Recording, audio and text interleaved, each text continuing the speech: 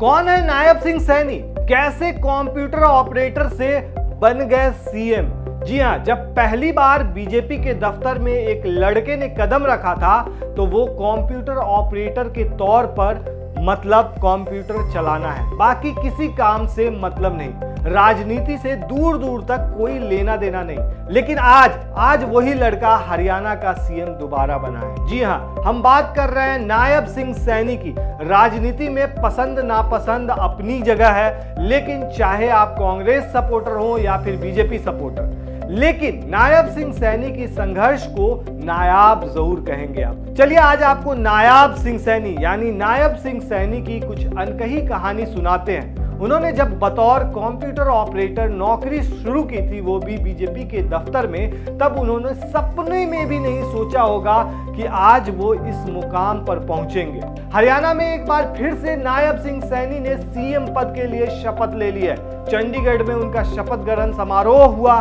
नायब सिंह सैनी साल 2024 से हरियाणा में सीएम के तौर पर काम कर रहे हैं। बीजेपी और जेजेपी के गठबंधन के टूटने के बाद मनोहर लाल खट्टर की सरकार गिर गई थी। इसके बाद बीजेपी के नायब सिंह सैनी को सीएम के रूप में उतारा गया था। आपको बता दें कि नायब सिंह सैनी 54 साल के हैं। इनका जन्म 25 जनवरी 1970 में अंबाला के पास मिर्जापुर माजरा के एक गांव में हुआ था।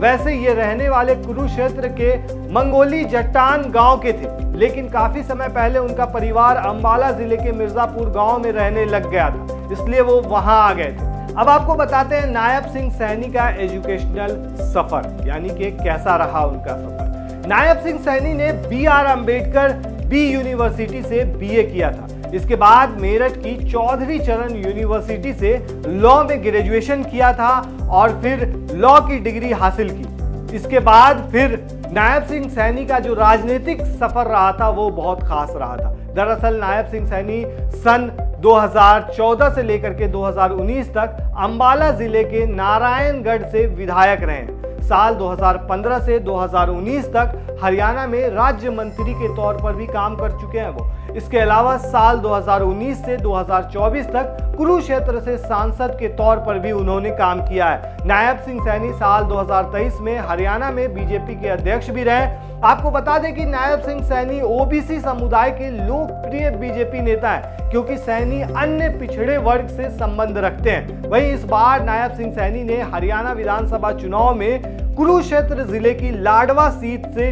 जीत दर्ज की है। इस बार बीजेपी लगातार तीसरी बार सरकार बनाने में सफल रही है। और सबसे खास बात दोस्तों, नायब सिंह सैनी जब बीजेपी में शामिल हुए थे तब वो अंबाला पार्टी कार्यालय में कंप्यूटर ऑपरेटर के रूप में काम किया करते थे, जिसके बाद वो हरियाणा बीजेपी किसान मोर्चा के महासचिव बने।